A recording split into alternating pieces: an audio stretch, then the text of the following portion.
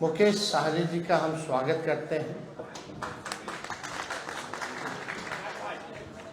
इन्होंने काफ़ी परिश्रम किया, काफ़ी मेहनत की, अति पिछड़ा समाज को जोड़ने में, उनकी समस्याओं को उठाया, उनके अधिकार के लिए इन्होंने संघर्ष किया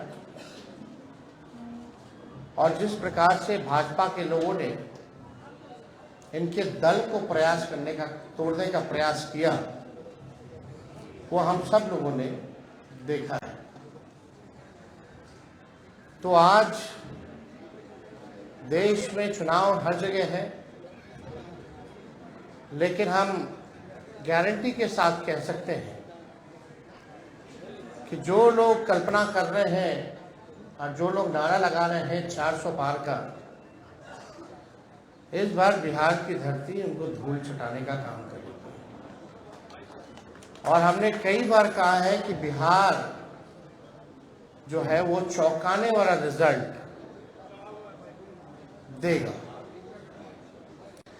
हम सब लोग नौजवान हैं, बिहार के लिए नया सोचते हैं, प्रोग्रेसिव लोग हैं, पॉजिटिव लोग हैं, हम लोगों के पास विजन है, हम लोगों के पास रोड मैप है कि किस तरीके से बिहार को हम लोग आगे ले जाने का काम करेंगे। हम सब लोग देश के हालात को भी देख रहे हैं, जहां तानाशाह रवैया अपनाया जा रहा है, जहां संविधान पर खतरा है। और ताजुब है, कई लोग, जब हम लोग बोलते थे भाषण में कि भाजपा के लोग जो है संविधान को खत्म करना चाहते हैं, लोकतंत्र को खत्म करना चाहते हैं, इस देश की जो डाइवर्सिटी है उसको खत्म करना चाहते हैं, भाईचारे को खत्म करना चाहते हैं, शांति अमन चैन को भंग करना चाहते हैं, तो कुछ लोग सवाल पूछते थे, कहां से कह रहे हैं कि भाजपा के लोग संविधान खत्म कर रहे हैं। आज आप लोगों ने देखा होगा, हमने ट्वीट करके एक वीडियो रिलीज किया है, जब बैठक चल रही है गया में, भाजपा का इंटरनल बैठक है, चुनाव की तैयारी की बैठक चल रही है। वरिष्ठ नेता भाजपा के, वरिष्ठ मंत्री बिहार सरकार के प्रेम कुमार जी साथ बैठे हैं और उनके सामने एक भाजपा का वरिष्ठ नेता कहता है कि हमको प्रचंड बहुमत चाहिए, 400 पार कराइए और हम लोग संविधान को खत्म कर देंगे। हम लोग ये बताना चाहते हैं कि किसी माई के लाल में दम नहीं जो हमारे देश का संविधान को बदल सके, लोकतंत्र को छीन सके, और जो असली चेहरा जो बीजेपी का है वो सबके सामने वो उजागर हो चुका है। जो असली चेहरा जो है बंद है, वो उजागर हो चुका है भाजपा का। यानी जो बात हम लोग कहते थे कि संविधान और लोकतंत्र पे खतरा है, आज भाजपा के लोग ही जो है भाषण कर रहे हैं, खुल करके बोल रहे हैं कि संविधान को खत्म करना है। ये बाबा साहब अम्बेडकर का लिखा संविधान जो देश को जोड़ने का काम करता है, जहां सामाजिक न्याय के साथ साथ सबका सम्मान है, सबका अधिकार दिया गया है। और जब संविधान खत्म हो जाएगा तो लोकतंत्र खत्म होगा, तो लोकतंत्र खत्म होगा तो वोटिंग खत्म हो जाएगी। जो आप वोट करना चाहते हैं, अब आज चुनते हैं सरकार को, इनका असली एजेंडा है कि उस हिसाब से खत्म हो जाए और एक तानाशाही पूरे देश में जो है वो लागू हो जाए। और कोई पहली बार भाजपा के नेता ने नहीं बोला, दक्षिण भारत में भी भाजपा के लोगों ने बोला, राजस्थान में भी भाजपा के नेता ने बोला, और लगातार ये बिहार में हो रहा है।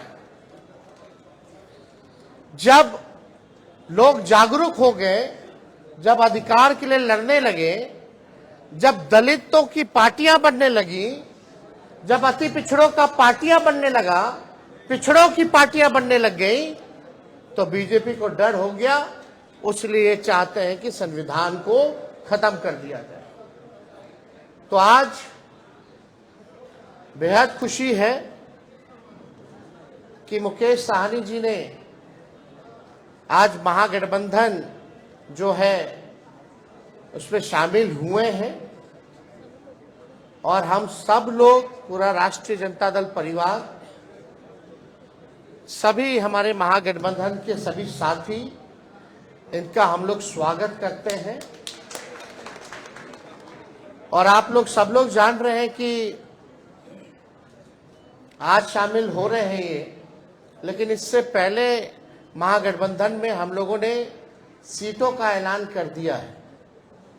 सीटें बता दी गई हैं, कौन सा सीट कांग्रेस के खाते में गया और कौन सी सीटें जो है लेफ्ट पार्टियों के खाते में गई, और कौन कौन लोग कितने कितने सीटों पर लड़ेगा।